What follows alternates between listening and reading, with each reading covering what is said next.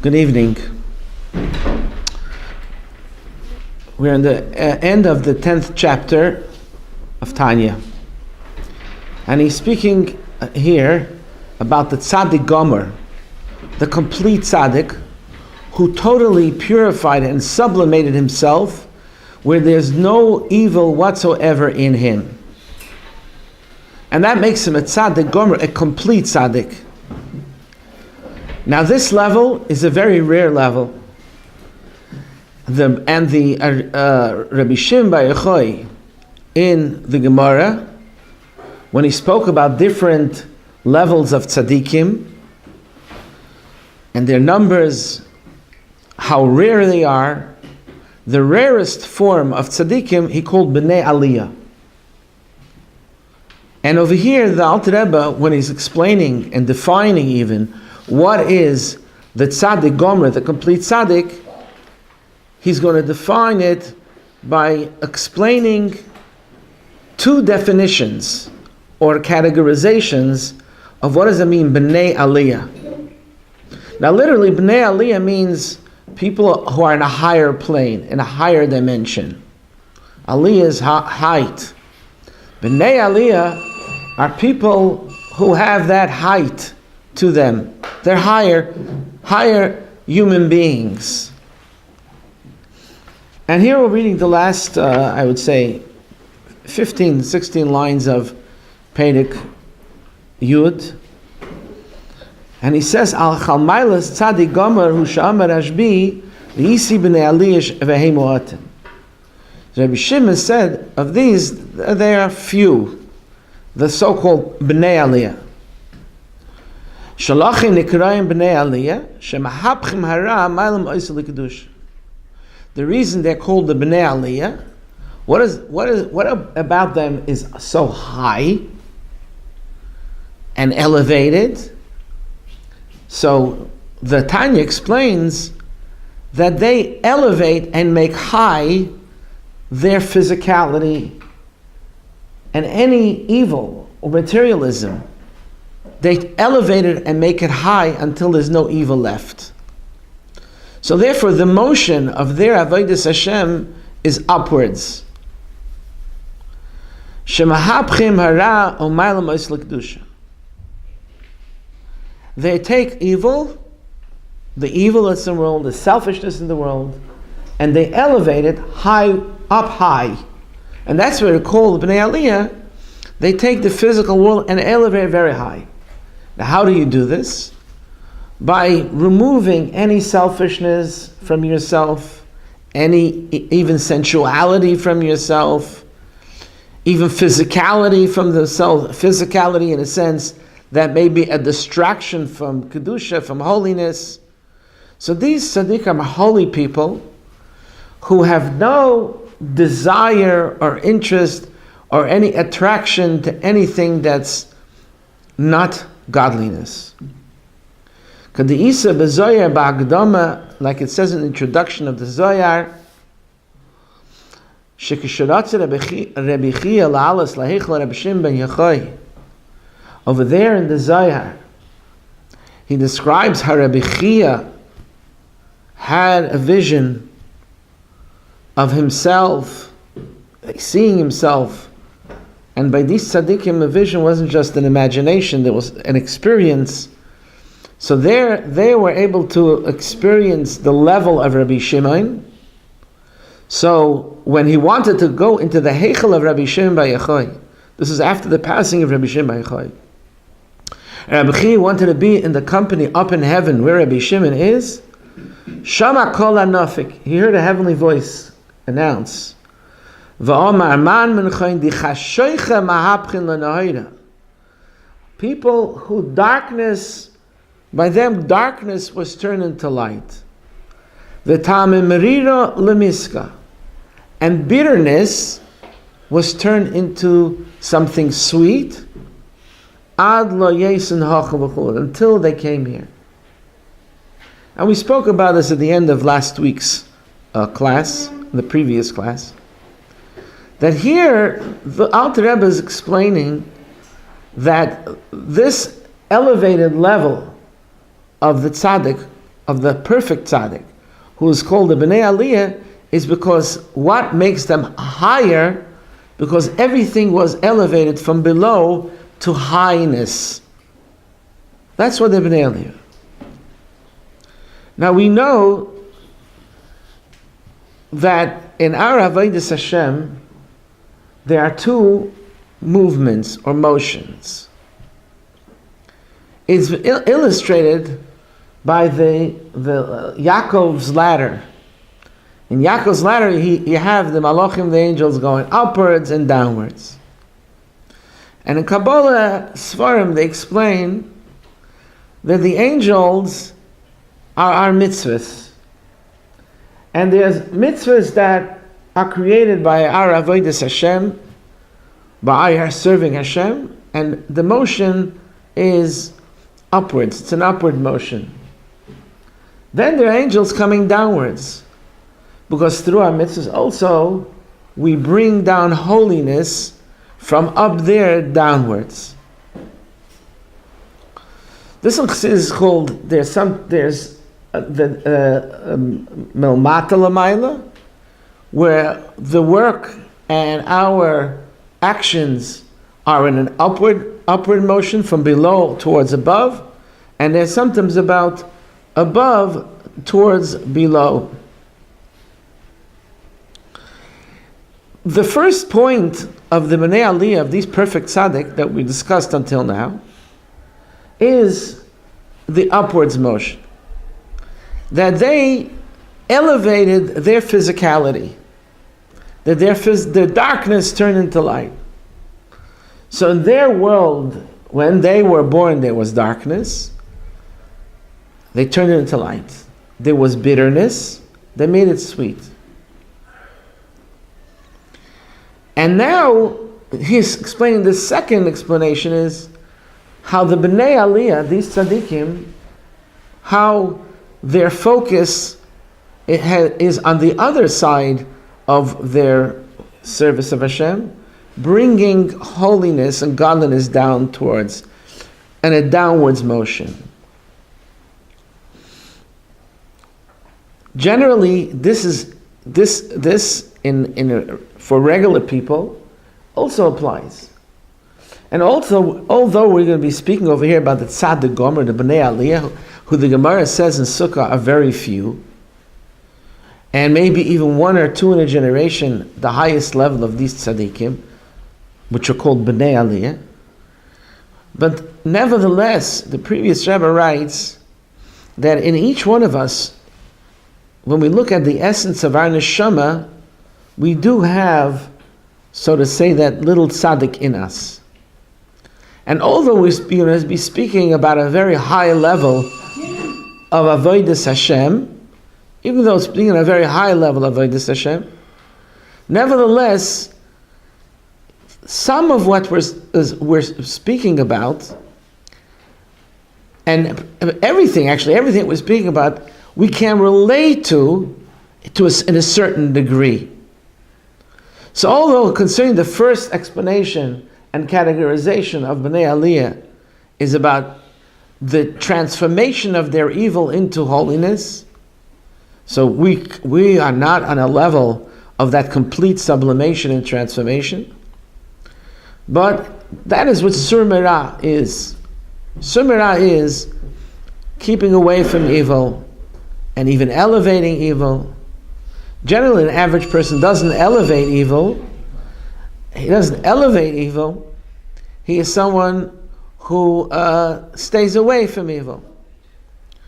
But it's on the side of his relationship with evil. Now let's go to the other side.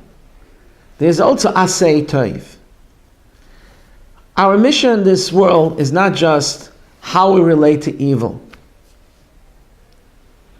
Our mission in this world is to bring down holiness in the world, to bring down godliness in the world, make this Hashem's world. And this is what's called Dira B'Tachtainim. The Dira B'Tachtainim is so that Hashem has a dwelling place in this world. And what are the tools for this? The tools for this is Torah and Mitzvahs. We can explain it like, for example, a receiver, a radio receiver. So in this room right now, it sounds very quiet. But you know, if I would tell you there's music in this room right now, you'd say, I don't hear any music.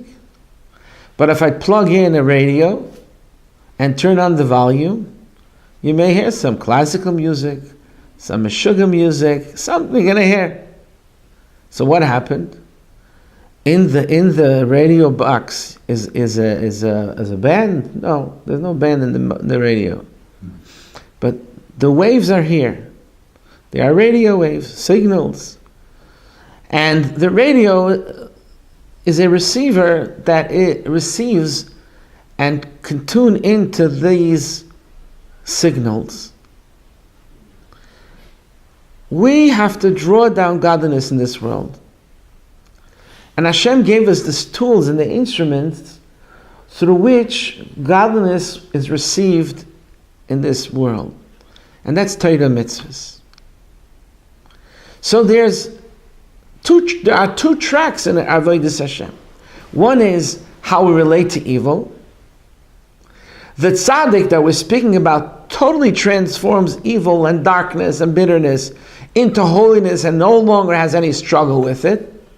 And that's why he's called Bnei Aliyah, a Ben Aliyah, because he is totally elevated that. By a regular person, it's, maybe elevating himself a little bit and staying away from the evil. But now we're going to the other side of the coin, the Asay Toiv. What is the difference between the tzaddik relates to the goodness and the holiness that he brings to this world, the V'asei Toiv that he brings to this world? And here he's going to explain it in a unique way.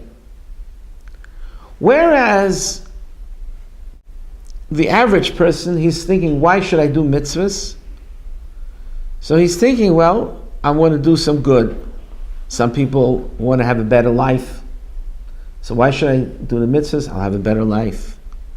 Some people say, I want to do the mitzvahs. Should I have olam haba, have a share in the world to come? So I want to do mitzvahs because it's good. I want to make some good, a consciousness, or just general good. They're good people. People who are on a spiritual level, they sense the spirituality. And they feel when they do a mitzvah that they're connecting to Hashem. They feel the godliness. And especially someone who loves Hashem, he's doing the mitzvah because when he does a mitzvah, he feels that love. And he craves for it.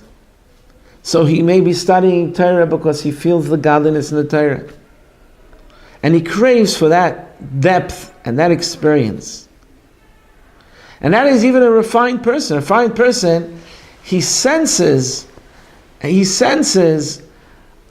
has comfort, and he has a personal sense and satisfaction of his Yiddishkeit. But those are not the Bnei Aliyah. The Bnei Aliyah does it only for Hashem's sake. That's why it's called Bnei Aliyah. He's doing it for a higher purpose, not for his own satisfaction. Totally for a higher purpose. And we're going to develop this idea soon even more. V'oy niknoim Bnei Aliyah, neishagam avedasam b'bchinas v'asei toiv, b'bchinas ha'torah mitzvasel, l'tzera gavoyo, maila maila, adreme mailas.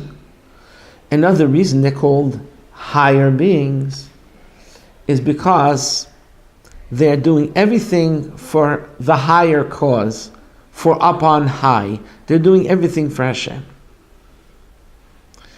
And therefore, the only interest that they have in studying Torah and mitzvahs is not for their personal development, for their personal growth and perfection.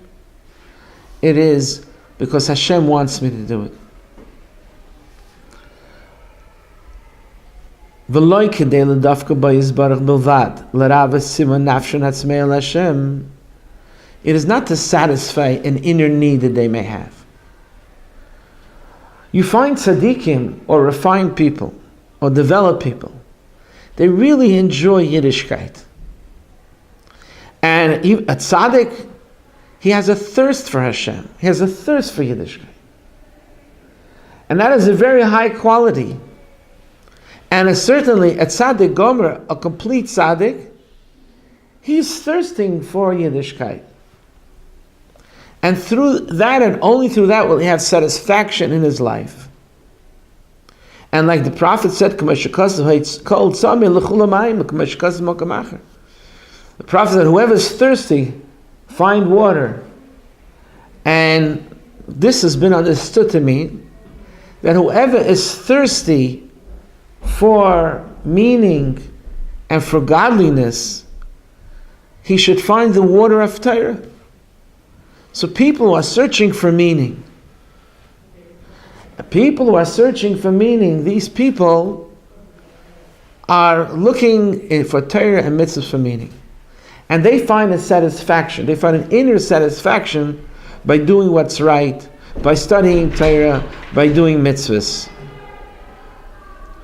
So what is their motivation? Is to have that inner peace, inner satisfaction. And that is something that most of us would wish for. And the tzaddik gomer certainly is on that state where he does have an inner satisfaction from that. But nevertheless, that's not the highest level.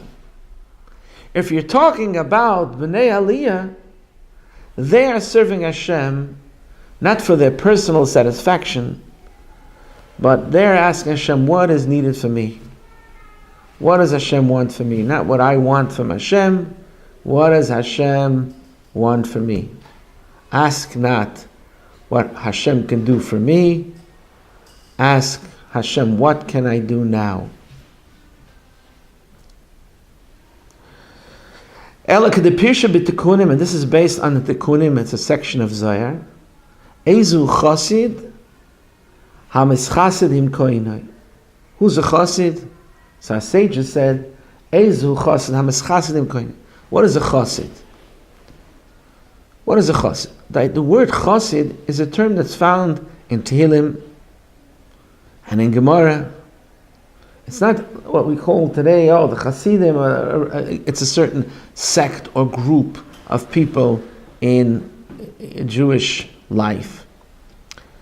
The real term of Chosid is a biblical term.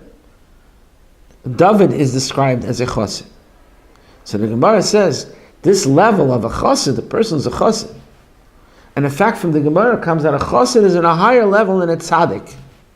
He's a super Tzaddik.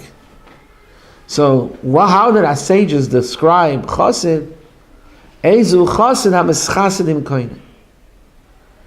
He does kindness to his Creator. In other words, he's not in it for his own satisfaction. He's not in it because he's looking for meaning. He's in it because, what does Hashem want for me? He's doing kindness. What is kindness? Kindness is not for yourself. If you're doing kindness because it gives you satisfaction, that is not the ultimate kindness. Kindness is giving. But if you're also getting, then you're not giving. It's not just pure giving. When we're talking about absolute giving, when I'm giving, so to say, even until when it hurts, because that is what is wanted and expected for me. It is needed of me that I should give. So even if I don't have satisfaction out of this, that is the ultimate form of chesed, of acts of kindness. So our sages tell us, Ezu Chosid HaMischasid Im Koinai, who makes himself do kindness for his Creator. And in the Zohar, he says in Tikkunim, what does it mean? Koinai im kandile leyachte kutchebricha shchinte betachtaini. That koinai, which usually is translated to mean his Creator, his Maker, so the Zohar makes it the word koine is from the root kan. Kan is a nest, where birds are born in a nest, where a bird dwells in a nest. So the birds dwell in a nest, and then they have their offspring. But what is the dwelling of the bird? Where does he reside? Where does he rest? In his nest. So the Zayar said, what is a chassid? Who does kindness for Hashem's nest. What is Hashem's nest? Hashem's nest is this world. The Medrash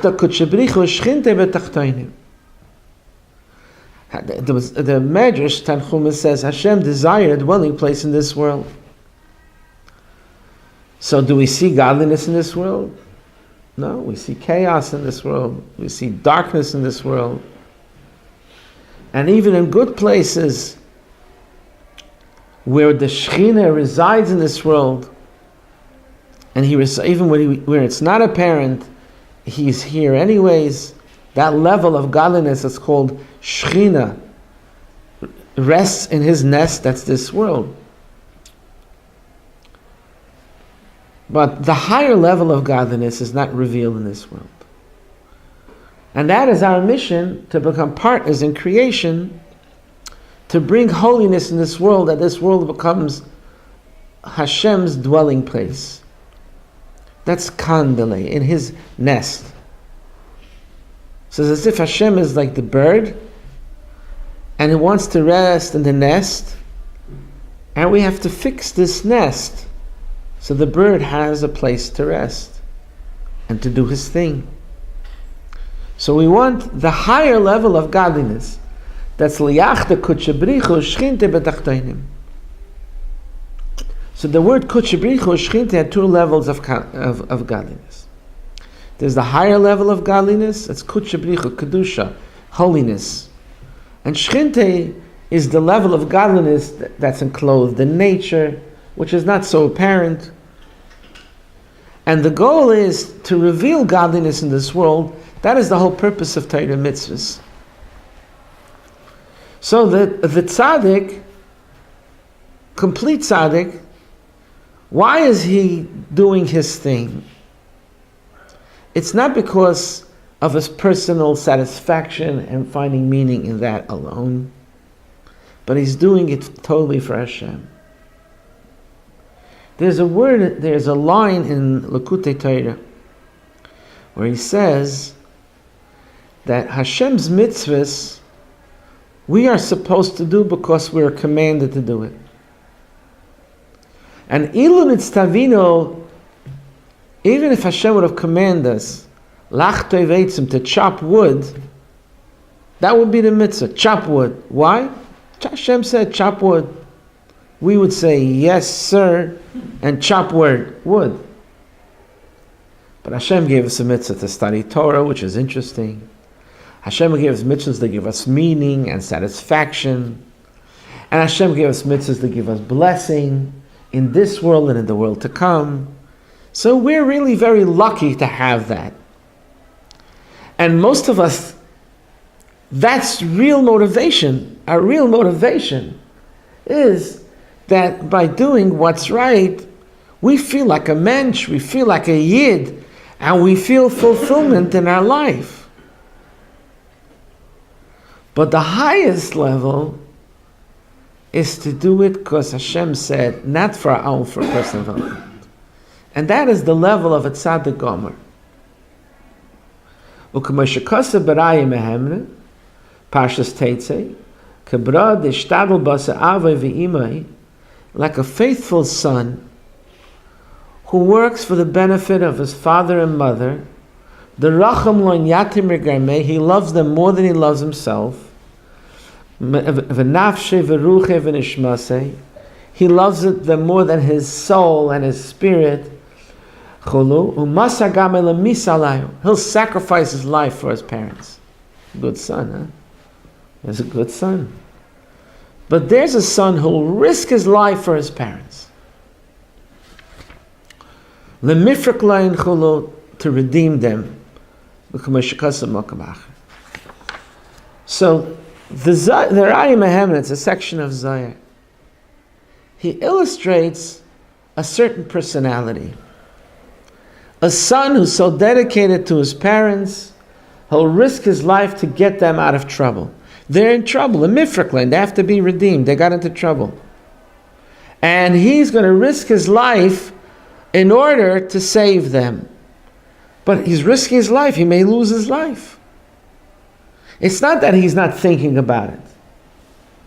But to him, the love for father and mother is so great that it's more important than anything, even if it's their life. So why is he doing it? So I think the closest illustration to this in modern life is a soldier. Soldiers fight for their country, and they know that they may be killed. Certainly, this is the ideal soldier. And in history, especially when there were wars that were clearly needed for the defense of a country, young men went out there and they sacrificed their life for their country. They followed orders. It was not for their personal satisfaction. It was not because they calculated they're going to win a gold medal.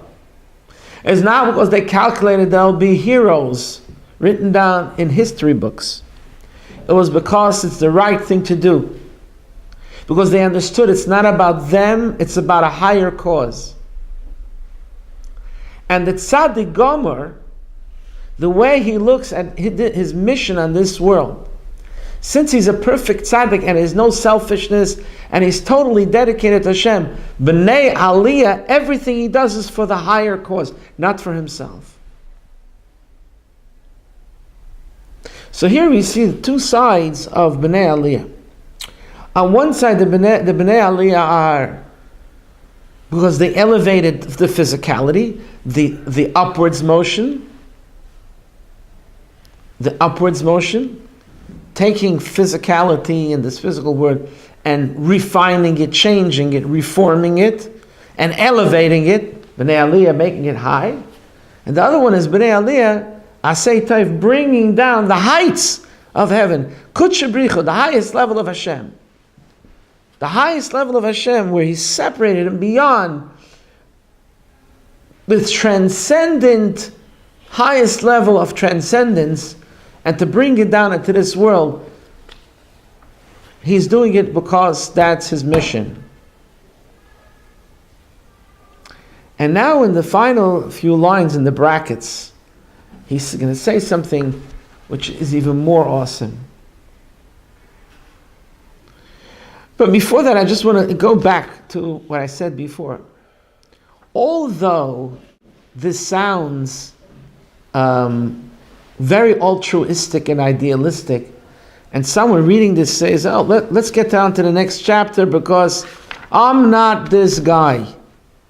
He's a tzaddik gomer, which Rashbi says they're very few. The Gemara says they're very few. And maybe in a generation you'll find them. And they're of a higher order. Rabbi Chia was trembling when he was trying to get into the Heichel of Rashbi. This is not for us. But as I said before, it's important for us to understand the tzaddik, not only for the study of Torah, to understand at such a level, but we also have to understand there's a certain part within all of us that has that at certain moments. And I would say an illustration of this would be, the Gemara says, someone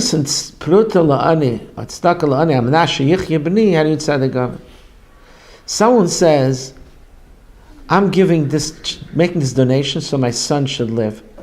Apparently he has a son that's sick. And he's davening and he's asking for Hashem's mercy and kindness. And tzedakah, tatzil memavos, tzedakah saves lives. So he's making a significant donation for tzedakah. And the Gemara says he's a tzaddik. So Rashi explains, why is he a tzaddik? We learned it actually in Baba Basra. We learned it in our Gemara class. Why is he a tzaddik? He's doing it for an ulterior motive. He's not doing it because he cares about the poor necessarily. He's a nice guy. He gave a donation last week. He's going to give next week. But this donation is giving especially because he's saying, I want my son to live. So here I'm giving the tzedakah. So he's giving tzedakah. So why is he tzaddik gomer? So Rashi explains that a yid, what is motivating right now is his son is sick. But chas v'sholom, let's say his son dies. Is he going to say, oh, I regret giving that money. I shouldn't have done it. A yid won't say that. He won't say, I regret giving that money. Why? If his sole motivation is to give the money, is because his son should live, so why wouldn't he regret it?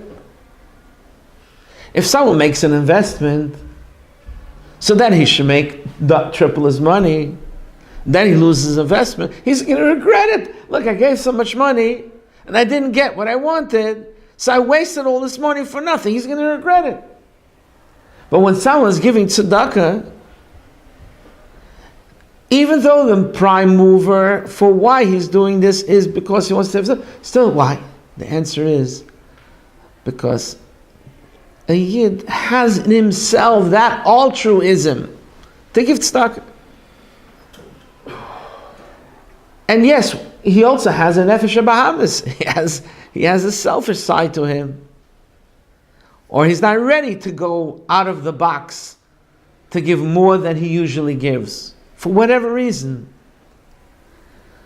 So, when at certain times, in certain moments, he brings forth that tzaddik that's in him, that does it because it's the right thing to do. The tzaddik in him is telling him it's the right thing to do. So as I said before, even though this is the high level, but it applies to everybody. Now in the brackets, the last few lines here, he speaks Kabbalistic terms and explains how these two things go together. He's going to go into this idea how the power of our actions, of the actions of human being, is so great that it can influence the heavenly spheres. That influences what's going on up in the spiritual realms. We find this idea not only in Kabbalah. The Rambam says that every day and every moment you should think that Hashem is judging the world and the scales are even. By you doing one mitzvah, you're going to tip the scales in favor of Hashem's positive blessing towards the world. And if you're going to sin, you're going to tip the scales for the other side, to the other side. So therefore, every moment of your life, before you do something, think how your actions is not only a measure of what your life is, but how it is an influence in the whole world. I remember once by a Fabrengen, the Rebbe spoke about aerosol sprays, deodorants. Now in the 1970s, they used to use an ingredient in the sprays they called CFCs. And this ingredient was a pollutant, and it made a hole in the ozone layer. The ozone layer. And because of that, the federal government made regulations that you can't use in deodorants or any of these sprays, hairsprays, these CFCs. In Europe, they continue using it for many years. Still, in some of the third world countries, they still use it. And they're making an effort to change that. Why? Because Joe got up in the morning and he needed a deodorant, so he sprayed one spritz. But all the spritzes together made a hole in the ozone layer, which is necessary to protect us from the ultraviolets of the sun. And this whole issue was an issue. And earth warming resulted from that, all that stuff. So the Rebbe said, what do we learn from that? How one spritz can have effect in the whole world. So if it is so concerning pollutants, then we have to understand that it's so concerning our mitzvahs. So I said before how the Rebbe connected with the Rambam. And now we're going to connect it with Yechudim Elyonim. How when we do a mitzvah, there is a supernal union happening. There's certain union and unity in the heavens up there, which the Kabbalah speaks about. And the terminology that the Kabbalah uses and he brings over here is the union between a chassan and a kala, the marital union, which is an allegory also in our literature. That Hashem is the chassan and the Jewish people are the kala. And this is an illustration of the love that's supposed to be between Hashem and the Jewish people and Hashem. That's what Shir Hashem is all about. And the Kabbalah uses this also to illustrate not only our avodas Hashem here below, but the unity that has to be accomplished up there. And this goes back to big issues in Kabbalah about how when Hashem created the world, there was separation, tzimtzum, where Hashem hid himself. But originally Hashem was everywhere, and it was everywhere, and there was only Hashem. Then there's created a world. So where's Hashem? So Hashem is still here, but he's hidden. This is the idea of tzimtzum, which is a whole issue that's discussed in Kabbalah and in the second book of Tanya. And our avodah is to bring unity and to reveal all of these separate levels that happened, to bring it all together. And we do this by mitzvahs. And ultimately to bring together Kutshebrichu, the level of Hashem that's higher than creation, that is, that we can call perhaps transcendent, to this physical world. And this is on two actions. One is from here upwards, an upwards motion, and then there's a downwards motion like we spoke before. And in terms of Kabbalah, this is called Mayin Nukfin and Mayin Tchurin. There's, so to say, feminine waters and masculine waters. And the question is, where does the initiative happen? And the result is there should be a union. So the feminine waters is when we here make the initiative to do mitzvahs and to elevate this world upwards. So these are what's called the feminine waters, to initiate the union between Hashem, between the higher level of Hashem and the Jewish people, or the lower level, and the lower level of Hashem. The masculine waters is Hashem's reaction coming down here below. So through this understanding that ultimately it's about the union both coming upwards and downwards, how they connect to each other, so therefore both definitions of Bnei Aliyah are going to come together. And what he's going to explain in terms of Kabbalah is that the complete union of bringing down Hashem in this world is through the first step of elevating the physical. Those is called the feminine waters going upwards. And through that you're going to have the total union of the masculine waters or to bring downwards the highest level of godliness down below. And that's what he says, Shneim oilim b'kana echad. Both of these ideas, the avodah upwards with the upwards motion and the downwards motion work together. Ki al yedei habirurim shemavarim minoiga, through that which we deal with this physical world, to elevate it upwards bound, in an upwards motion. Maila mai nukvim, we are elevating the so-called feminine waters, v'nasim yichudim elyonim, and through this, there's the supernal, the higher union, the unity that happens in the heavens. So there should be no vacuum and no separateness between the higher level of Hashem and the lower level of Hashem, and the higher worlds and the lower worlds, and Hashem and this world. So first of all, the union has to be up there. And this is initiated by us doing these things. And this is the power of man. By us doing our mitzvahs, we cause yichudim elyonim.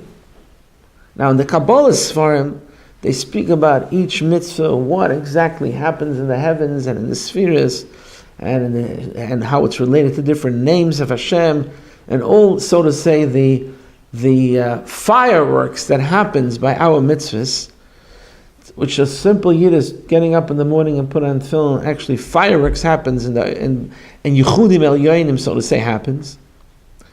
So in terminology of Kabbalah, he's saying this is, so to say, the feminine waters going upwards, the initiative coming from here. Lahayrid mayin dechurin, and this will bring downwards the masculine waters, Hashem, so to say, reaction in a more powerful way. To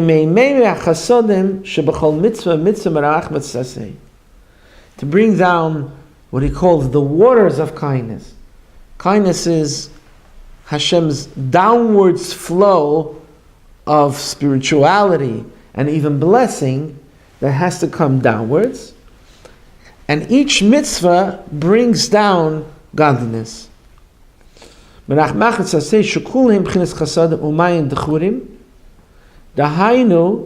hamshachas kedusha salakusi yisbarach mamayla lamata leslabish betachteinu k'mayshikasam makmacher. And this is really the point. When we are doing both of these directions in our avodas Hashem, dealing with evil, and in the most perfect way is the tzaddik, who's elevating it. He's elevating the physicality, and then this brings down in a more powerful way what is accomplished through our mitzvahs, that godliness is brought down over here. Now, this is, in bottom line, in practical terms, this union up there, which the Kabbalists talk about, is results that down here in this world there is peace and unity, in a place where there was before disunity. In a place where there's chaos, there should be order.